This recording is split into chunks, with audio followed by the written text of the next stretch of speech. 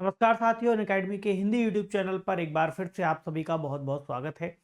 हम अक्सर इस बारे में जानते हैं कि अगर किसी व्यक्ति के शरीर में मौजूद कोई अंग खराब हो जाए तो उसको आप किसी दूसरे अंग से बदल सकते हैं, या हम कहें सामान्य रूप से शरीर के कुछ अंगों के साथ ऐसा किया जा सकता है। जैसे अगर किसी व्यक्ति की आंख खराब हो जाए तो अगर उसे किसी व्यक्ति से किसी दूसरे व्यक्ति से कोई आंख मिल जाती है, या जो आँखों के लिए किसी अस्पताल के पास अगर कोई उपलब्धता होती है तो वो दे सकते हैं और आपको नई आँख मिल सकती है। इसी तरह कई अन्य अंग भी हैं जिनका प्रत्यारोपण किया जाता है। जैसे आप देखते हैं नी ट्रांसप्लांट, आप किडनी ट्रांसप्लांट के बारे में सुनते हैं। तो इन्हीं अंगों का जो प्रत्यारोपण है, या हम कहें अंग दान करना, उस पर ही आज का हमारा जो टॉपिक है वह बेस्ड है। क्यों इस पर चर्चा की जा रही है? क्योंकि हाल ही में एक रिसर्च की गई थी, हम कहें एक जाँच की गई थी, और जांच के बाद एक अस्पताल पर आरोप लगाए गए हैं कि उन्होंने म्यांमार से आने वाले कुछ लोगों की किडनी को निकाल करके वहां के कुछ अमीर लोगों को पैसे के बदले दिलवाने का काम किया है।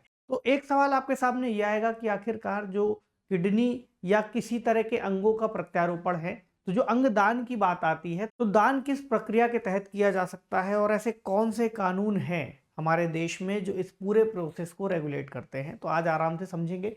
टॉपिक क्या है? भारत में अवैध किडनी ट्रांसप्लांट और कानून। इसके अलावा किडनी की कितनी मांग है ना, मांग कितनी है इसको भी देखेंगे। और उससे भी पहले ये समझेंगे कि आखिरकार किडनी क्या होती है। ठीक है, तो खबर देखो क्या है। Kidney transplant in India, the law, the demand, the alleged rackets. और अवैध रूप से कौन कौन से ऐसे रैकेट्स हैं, जिनको रैकेट जानते हैं ना किसको कहते हैं, जो अवैध व्यापारों में संलग्न ऐसे गिरोह होते हैं जो मिलकर के ऐसे कार्यों को अंजाम देते हैं, लोगों को बुलाते हैं, पकड़ते हैं, अपना शिकार बनाते हैं। ठीक है, तो आगे बढ़ने से पहले एक जानकारी आपको दे दें। कई बार मैंने आपको बताया भी है, अनअकैडमी का यूसीएससी अर्थात अनअकैडमी सिविल सर्विसेज चैंपियनशिप 3 दिन बचे हैं। जल्द से जा करके अगर अभी तक आपने इसको एनरोल नहीं किया है तो एनरोल कर लीजिए, और 17 तारीख को सुबह 11 बजे और शाम को 5 बजे 2 टाइम पर जाकर के आप इस एग्जाम को दे पाओगे। क्या है ये पूरा प्रोसेस? तो एक तरीके से आपको मॉक टेस्ट देने का मौका मिल रहा है, लेकिन ये टेस्ट केवल आप ही नहीं दे रहे होंगे, आपके साथ भारत के कोने कोने में मौजूद बच्चे इस टेस्ट के साथ जुड़ करके इसको फॉलो कर रहे होंगे। और अंत में जो इसकी रैंक आएगी वो ऑल इंडिया रैंक होगी, इसमें आपको भी पता चलेगा कि आपकी जो रैंक है कहाँ पर पहुँचती है। इसके अलावा एक अनबॉक्स आया है आपके लिए, जिसमें फीस जो है काफ़ी हद तक कम कर दी गई है और आपको 50% तक का डिस्काउंट दिया जा रहा है। इसके अलावा रफ्तार बैच जो कि इंग्लिश में है, और क्रैश कोर्स है जो कि 2024 की तैयारी कर रहे बच्चों के ऊपर से प्रेशर को हटाने का काम करेगा। जो बच्चे बहुत जी जान से लगे होते हैं ना, क्योंकि 2024 का एग्जाम आ रहा है तो तैयारी करनी है, तैयारी में रिवीजन कैसे करें, तो आप इससे जुड़ सकते हो। इसके अलावा कंप्लीट बैच 2025 के लिए फाउंडेशन बैच वो भी शुरू किया गया है। इसके अलावा आपको पता है कि मेंस का एग्जाम हो गया है, तो इंटरव्यू के लिए गाइडेंस बहुत ज़रूरी होगा। इंटरव्यू का guidance programme the last mile जो कि फ्री है आप सभी के लिए, आप इससे जुड़ सकते हो। और बहुत सारे टॉपर्स ऐसे हैं जो इस प्रोग्राम से जुड़ते हैं। तो गाइडेंस का प्रोग्राम हमेशा बहुत महत्वपूर्ण होता है। अगर आपका मेंस अच्छे से निकला है तो आप आराम से इस प्रोग्राम को ज्वाइन कीजिए और अपने आप को इन्हेंस कीजिए। ठीक है, अपनी कम्युनिकेशन स्किल्स को देखिए। इसके अलावा एक और जो है ईएमआई का ऑप्शन, अगर आपको पेमेंट करने में कोई समस्या आती है तो आप ईएमआई का ऑप्शन भी चुन सकते हो। चलो अब आते हैं खबर पर। तो खबर क्या है? तो इस महीने की शुरुआत में क्या हुआ, एक रिपोर्ट प्रकाशित हुई। किसने की? द टेलीग्राफ ने एक रिपोर्ट प्रकाशित की। ठीक है, प्रतिष्ठित न्यूज़पेपर है। उन्होंने आरोप लगाए दिल्ली के अपोलो अस्पताल पर। क्या आरोप लगाए? कि अपोलो अस्पताल की भागीदारी है म्यांमार के गरीब लोगों को, म्यांमार के गरीब लोगों को, उस देश के अमीर मरीजों को अपनी किडनी देने का वो लालच दे रहे हैं, है ना। एक तरीके से लोगों को बुला करके झांसे में फंसा रहे हैं और उनसे कह रहे हैं कि आप भाई वहाँ के जो अमीर लोग हैं उनको किडनी दे दीजिए, बदले में आपको पेमेंट मिल जाएगी। तो गरीब लोग तो ऐसा कर सकते हैं, लेकिन अगर ये भारत में हो रहा है तो भारत में ऐसा नहीं हो सकता। क्यों नहीं हो सकता? क्योंकि भारत कमजोर और गरीब दाताओं को संभावित शोषण से बचाने के लिए पैसे के बदले अंगदान और प्रत्यारोपण को निषिद्ध करता है। ऐसा कानून बना है हमारे यहाँ, और अगर ऐसी कोई स्थिति पाई जाती है तो उस पर सजा भी मिल सकती है। अभी मैं आपको दिखाऊंगा कि सजा कितनी मिलेगी आगे। तो अपोलो जो हॉस्पिटल है, अब देखो हॉस्पिटल पर एक आरोप लगेंगे, बड़ा हॉस्पिटल है तो उस पर कोई प्रतिक्रिया देंगे। तो उन्होंने क्या कहा कि भाई जिन लोगों को हमने लेकर के आया है उनको प्राधिकरण समिति से मंजूरी मिली है। दूसरा, जो म्यांमार का दूतावास है वहां से दाताओं के रिश्तेदारों के रूप में हमने लोगों को लिया है, उन्होंने सत्यापित किया है कि उनके रिश्तेदार हैं। तो आपको एक बात और समझ में आएगी, जो अंगदान की बात है ना, यहाँ पर अगर कोई रिश्तेदार स्वेच्छा से अंगदान करता है बिना किसी वित्तीय लेन देन के, तो वो किया जा सकता है। अभी उसके भी कुछ मानकों को देखते हैं। तो किडनी आखिरकार क्या होती, किडनी को दान करने की बात है, किडनी पर पूरा टॉपिक है। किडनी को आप हिंदी में गुर्दे के रूप में भी जानते हैं। किसी भी मनुष्य के शरीर में, किसी भी स्वस्थ मनुष्य के शरीर में 2 किडनियां पाई जाती हैं। कितनी? 2 किडनियां। और आपको दिख रहा है इस तरीके से, जो पिंजर है शरीर का, उसके निचले स्तर पर ये 2 किडनियां मौजूद होती हैं, जो देखने में थोड़े से बीन के आकार की होती है। कैसी? बीन के आकार की। इनको आपने पढ़ा है, एनसीईआरटी की पुस्तक अगर आपने पढ़ी होगी जो मैंने आपको पढ़ाई थी, तो मानव के उत्सर्जी तंत्र में, इसमें उत्सर्जी तंत्र में आपने इसको पढ़ा है। तो ये क्या करते हैं? ये ब्लड को फिल्टर करने का काम करते हैं। इसको आप क्या कहोगे? फिल्टर है। बॉडी में मौजूद एक फिल्टर है, क्योंकि जो ब्लड है, ब्लड क्या करता है? आपके शरीर के सभी तरल पदार्थों को एक हिस्से से दूसरे हिस्से की ओर ले जाता है। और लास्ट में आप देखोगे ब्लड जब आएगा किडनी के पास, तो फिर ब्लड में जितनी भी टॉक्सिन्स मौजूद होंगे उन सभी टॉक्सिन्स को बाहर निकालेगा। ब्लड को फिल्टर करेगा, रीढ़ की हड्डी के दोनों ओर, पसलियों और के पिंजर के ठीक नीचे मौजूद होगा। तो आप कहोगे कि मूत्र प्रणाली का ये एक हिस्सा है। ठीक है, कार्य क्या है? देखो, फंक्शन जब समझोगे बहुत इंपॉर्टेंट है, फिर आपको समझ में आएगा दान करने की बात कैसे आती है। पहले तो आपने देख लिया ना कि 2 किडनियां होती किसी भी मनुष्य के शरीर में, स्वस्थ मनुष्य के शरीर में, जो सामान्य होगा। तब आप देखते हो कि लोग अपने जीवित रहते भी अपनी किडनी को दान कर देते हैं। तो वो एक किडनी को दान करते हैं, है ना, दोनों को दान नहीं करते, अदरवाइज फिर व्यक्ति जीवित नहीं रह पाएगा। और एक किडनी को दान करने के बाद वो एक किडनी पर भी सर्वाइव कर सकते हैं। और उनके जो भी क्लोज रिलेशनशिप के व्यक्ति रहे होंगे, उनको वो किडनी लगा दी जाती है, जिससे उनका भी शरीर, उसका जो फंक्शन खराब हो गया था, वो उसका उपयोग कर पाएगा। अगर किडनी खराब हो जाए तो जो रक्त है वो शुद्ध नहीं हो पाएगा। क्या नहीं हो पाएगा? फिल्टर नहीं हो पाएगा, और ब्लड में अशुद्धियां बढ़ने लग जाएंगी, तो व्यक्ति की मृत्यु हो सकती है। ऐसे में एक ऑप्शन किडनी है, जो नेचुरल तरीके से आपके ब्लड को फिल्टर करेगी। दूसरा ऑप्शन क्या होता है? दूसरा ऑप्शन होता है डायलिसिस का प्रोसेस। तो डायलिसिस एक मशीन है जिसमें आपके ब्लड को सिरिंज के माध्यम से डाला जाता है, फिर वो घुमा करके उसको फिल्टर करके वापस से आपके शरीर में डाल दिया जाता है। बहुत मतलब कि उबाऊ प्रोसेस है, बहुत दर्द भी होता है अक्सर मरीजों को। और इस प्रोसेस से अगर कोई व्यक्ति जुड़ जाए तो ज़्यादा लंबे समय तक फिर जीवित रहने की संभावना कम ही होती है, क्योंकि डायलिसिस का प्रोसेस रोज रोज करा पाना, और ज़्यादातर जो डायबिटीज़ के पेशेंट होते हैं उनकी किडनी पर ज़्यादा इसका इम्पैक्ट पड़ता है।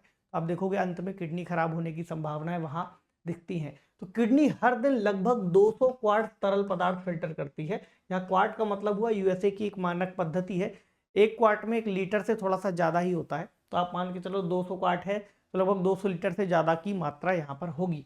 तो रक्त से अपशिष्ट पदार्थ निकलते हैं, ठीक, उसको मूत्र के रूप में शरीर से बाहर निकाल दिया जाता है। अब जब ऐसी स्थिति होगी तो फायदा कहाँ होगा? अब आपको पता है ब्लड का प्रेशर उसकी थिकनेस से भी मैटर करेगा।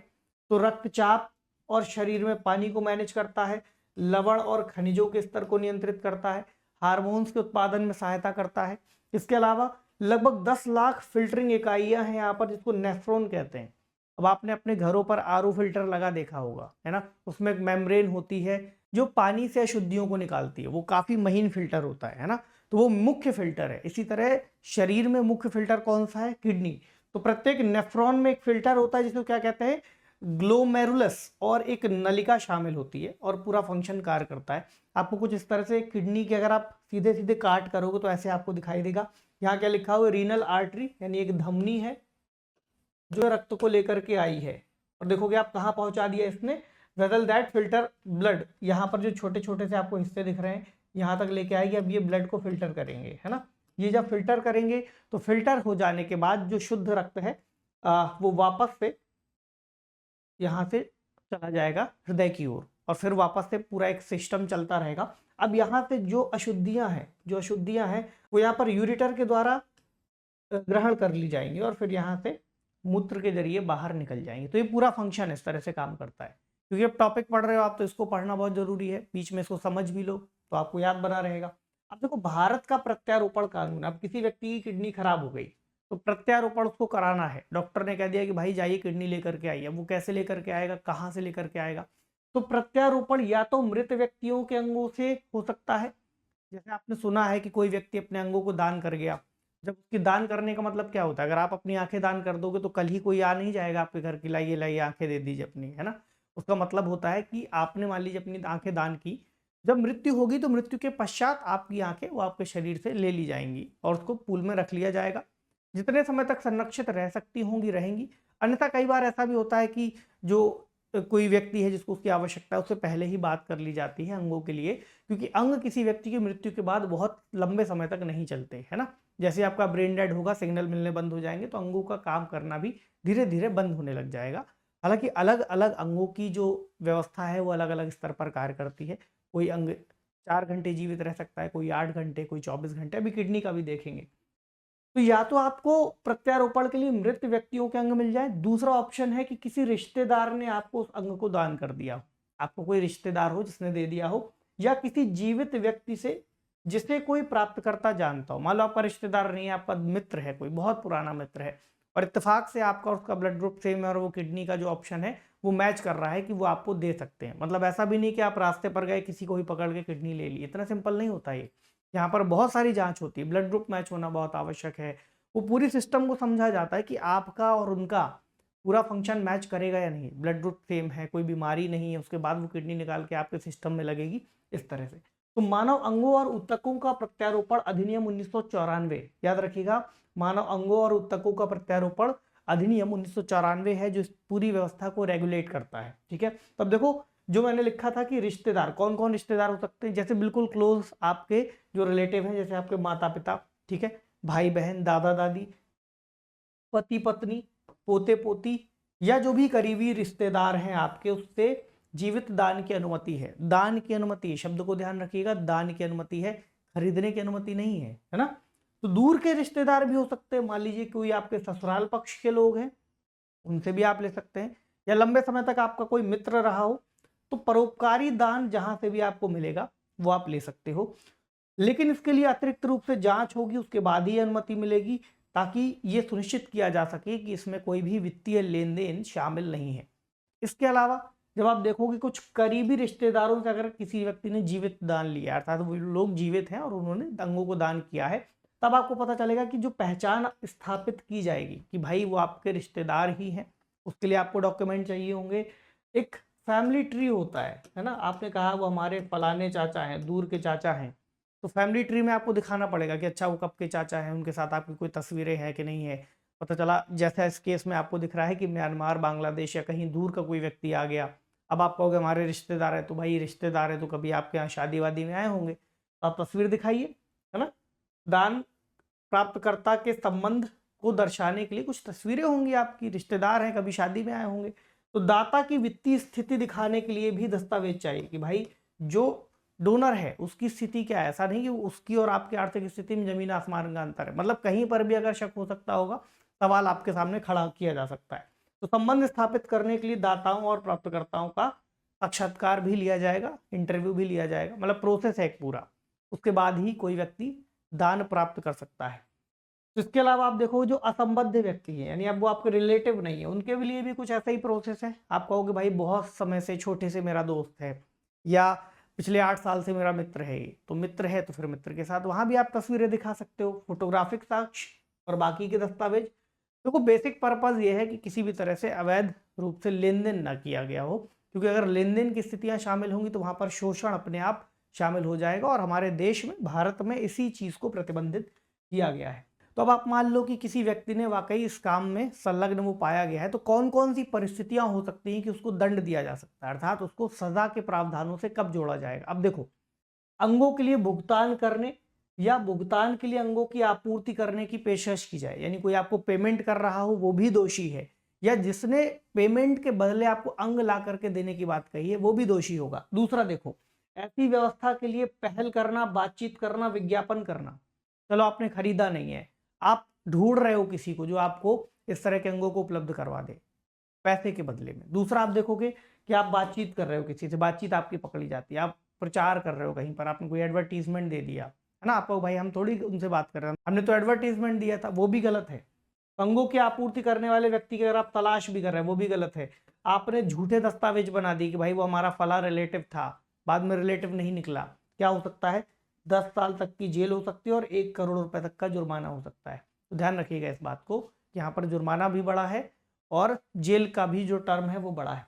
अब देखो किडनी की मांग क्यों ज़्यादा है, मतलब बाकी सारे कई सारे अंग हैं, उसमें को किडनी की मांग इसलिए ज़्यादा है क्योंकि किडनी एक ऐसा अंग है जो बहुत आसानी से प्रत्यारोपित किया जा सकता है और उसकी प्रत्यारोपण की जो कीमत है वो भी बहुत ज़्यादा नहीं है, इससे इसकी मांग भी ज़्यादा है। हर साल आप देखोगे लगभग 2 लाख भारतीय गुर्दे की विफलता के अंतिम चरण में पहुंच जाते हैं, यानी जिनकी किडनी फेलियर हो चुकी, लास्ट स्टेज है, अब उसको तो किडनी चाहिए ही होगी, है ना। वो पर्याप्त कोशिश करेगा, घर परिवार रिश्तेदारों सबसे पूछेगा, अगर मिल गई तो ठीक है, नहीं तो ऐसा भी विकल्प तलाशा जाएगा, है ना। तो सभी को या तो प्रत्यारोपण की जरूरत है या डायलिसिस की जरूरत है।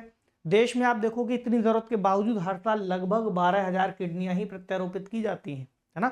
और दाता के लिए सबसे कम जोखिम वाला प्रत्यारोपण होता है ये, और सबसे सस्ता है और सबसे सुलभ है, इसलिए किडनी की मांग बहुत ज़्यादा होती है। आप देखते हो अक्सर कई सारे ऐसे अस्पतालों पर इल्जाम लगते हैं कि वहाँ पर किडनी को अवैध रूप से निकालने का रैकेट चल रहा था, कि पता लगा सड़कों पर घूमने वाले कुछ लोगों को पकड़ लिया, उन्हें इलाज के बहाने कोई आया, उसी की किडनी निकाल ली, ऑपरेशन कर दिया डॉक्टरों ने। तो लीगल काम भी होते हैं, उसी को रोकने के यहाँ पर प्रावधान है। तो प्रत्यारोपण में लगभग 5 लाख रुपए के आसपास का खर्च आता है ना। और भारत में 500 से ज्यादा केंद्रों पर किडनी निकालने या प्रत्यारोपण करने का प्रशिक्षण भी दिया जाता है। अब आप समझ पा रहे होंगे कि क्यों ये प्रोसेस इतना सिंपल लग रहा है यहाँ पर।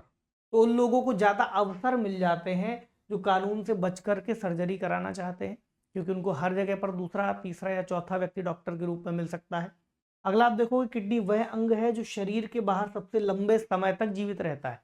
बाकी अंगों की तुलना में अगर आप देखो 24 से 36 घंटे तक किडनी आपको दोबारा से आप लगा सकते हो किसी व्यक्ति के मरने के बाद। इसके अलावा फेफड़ों को देखोगे तो केवल 4 से 6 घंटे तक ही जीवित रहेंगे, अर्थात उपयोग किए जा सकने योग्य। लीवर को देखोगे तो 8 से 12 घंटे तक ही जीवित रह सकता है। अर्थात किडनी की मांग और आपूर्ति की जो व्यवस्था है वो बहुत ज्यादा प्रचलित है, इसलिए मांग और आपूर्ति दोनों की ही स्थितियां हैं। अब एक क्वेश्चन आपसे पूछा जा सकता है कि अगर अवैध व्यापार बहुत ज्यादा हो रहा है या फिर किडनी की मांग इतनी ज्यादा है, देश में आपूर्ति कम है, ऐसा क्या कर दिया जाए कि हम इस स्थिति को संतुलित कर सकते हैं, है ना। अवैध रूप से जो भी घटनाएं हो रही हैं उनको तो रोका ही जाएगा, लेकिन जहां पर मांग है उसकी आपूर्ति नहीं हो पा रही, उसको कैसे हम संतुलित करें। तो आप ये कहोगे पहले तो आपूर्ति को हम बैलेंस करें, अर्थात जो सप्लाई है, अगर सप्लाई बढ़ जाती है ना, तो अवैध रूप से जो स्थितियां चल रही हैं उसमें कुछ कमी आ सकती है। भाई हर कोई थोड़ी अवैध रूप से तस्करी करने के लिए इस चीज को कर रहा है। अंतिम रूप से लोगों का मकसद क्या है कि उनकी जान बच जाए, उनके करीबी लोगों की जान बच जाए, इसलिए वो किडनी की मांग कर रहे हैं। अगर आपूर्ति हो जाए, अब आपूर्ति कहाँ से होगी, देखो कई सारे लोग मरते हैं, है ना, रोज अमूमन लोगों की मृत्यु के बारे में आप जानते हैं। अब उन मृतकों में से बहुत ही कम लोग होते हैं जो अपने अंगों को दान करते हैं, चाहे वो आंख का दान हो, नेत्रदान आपने सुना था, इसी तरह किडनी, लीवर, जो भी अंग आपके उपयोग में आ सकते हैं, बहुत कम लोग होते हैं जो दान करते हैं। तो अगर आप दान की व्यवस्था को बढ़ा पाओ, है ना, तो मृतक दान को बढ़ावा देकर भारत में अंगों के भंडार में वृद्धि हो सकती है। दूसरा आप देखोगे ब्रेन डेड की स्थितियां अगर हो जाए तो केवल छोटे ही हिस्से के लोग हैं जो अंगों को दान करते हैं, कम ही दान हो पाता है ब्रेन डेड की सिचुएशन में भी, वहां पर भी इस प्रोसेस को बढ़ाया जा सकता है। इसके अलावा सरकार ने दाताओं की आधार लिंक्ड रजिस्ट्री शुरू की है ताकि दान की व्यवस्था को बढ़ा सके और रिलेटिव्स को यह बताया जा सके कि जो व्यक्ति की मृत्यु हुई है उन्होंने स्वेच्छा से अपने अंगों को दान किया था, वो एक रिकॉर्ड में रहेगा। अगला देखोगे देश में कुल प्रत्यारोपणों में से केवल 16% में ही मृत अंगों का उपयोग किया जाता है। इसके बारे में अगर सरकार जागरूकता बढ़ाने पर ध्यान दे, कई ऐसे कार्यक्रमों को डेवलप किया जाए कि ताकि लोगों को इस बारे में पता चले कि वो किसी और व्यक्ति की जिंदगी को बचा सकते हैं। लेकिन जो लोग पढ़े लिखे हैं, जागरूक हैं, वो भी कई बार इन सिचुएशन से बचने के लिए, या अगर वो दान कर भी दे तो फिर परिवार वाले उस पर अक्सर टिप्पणियां करते हैं या उस पर राजी नहीं होते, तो वहां पर भी उनको समझाना आवश्यक है। इसके अलावा अंग प्रत्यारोपण की आवश्यकता वाले लोगों की संख्या को भी कम करना आवश्यक है ना। अगर कोई ऑप्शन ऐसा निकलता है, कृत्रिम रूप से अंगों के निर्माण की बात आती है, अगर जैसे आप देखते हो किसी का घुटना खराब हो गया, कुछ खराब हो गया, तो वहां पर तो प्रत्यारोपण हो सकता है, लेकिन कुछ अन्य तरीकों से भी इसको रोकने के फिर हमें प्लान करने होंगे। अब देखो एक प्रश्न लिख लो आप लोग, इस प्रश्न को लिखने का अभ्यास जरूर करना। प्रश्न पहले पढ़ लो। किडनी प्रत्यारोपण के अवैध मामलों पर चर्चा करते हुए भारत में इससे जुड़े कानूनों की स्थिति स्पष्ट कीजिए। 250 शब्दों में आपको इसको लिखना है, क्योंकि मेंस आपको लिखना पड़ेगा, इसलिए ऐसे प्रश्नों का अभ्यास बहुत जरूरी है। भले ही डायरेक्टली सवाल ना आए, लेकिन जब तक आप अभ्यास नहीं करोगे तो आप एक सही उत्तर, सटीक उत्तर और सही शब्दावली के साथ सारगर्भित उत्तर लिखने की स्थिति में नहीं आ पाओगे। ठीक है, यहाँ पर अगर कोई भी आपके सामने प्रश्न आता है या आपको समझ में नहीं आता कि इसमें क्या लिखना है, तो आप मुझसे लाइव इंटरेक्शन कर सकते हो। ठीक है, शाम को 7 बजे अनअकैडमी के ऐप पर या आप वेबसाइट पर भी जा करके मेरी प्रोफाइल सर्च कर सकते हो, हिमांशु शर्मा। ठीक है, वहाँ पर आपको स्पेशल सेशन मिलेंगे। क्या मिलेंगे? स्पेशल क्लासेस मिलेंगी। 14, 15 और 16 को ही स्पेशल क्लासेस ऑलरेडी शेड्यूल है। यहाँ पर 7 बजे शाम को, और ये दोपहर का समय होगा 12 से 1 के आसपास। तो आप इस लाइव क्लासेस में जरूर आना। ठीक है, उसके अलावा भी डेली लाइव क्लासेस होती है, केवल सैटरडे और संडे अभी कुछ दिन के लिए छूटा हुआ है। आप डेली लाइव क्लास में आओ, जो भी आपका डाउट है आप लिख करके पूछो। ठीक है, उसका आंसर आपको मिलेगा। बाकी अगर आपको वैसे कोई क्वेश्चन पूछना है आप कमेंट सेक्शन में भी बता सकते हो। ठीक है, मिलते हैं आपसे अगले सेशन में किसी इंपॉर्टेंट क्लास में। पढ़ते रहिए, ख्याल रखिए, शुक्रिया।